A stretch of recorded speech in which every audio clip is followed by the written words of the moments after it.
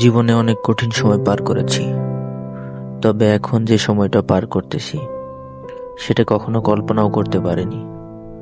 জীবন এতটা নিষ্ঠুর হবে তা ধারণার বাইরে ছিল। মাঝে মাঝে নিজের ভাগ্যটাকে নিয়ে অনেক আফসোস হয়, জীবনটা তো এমন হওয়ার ছিল না। মাঝে মাঝে এমনটাও মনে হয়, জীবনটা আর একটু সুন্দর হলে কি ক্ষতি হতো।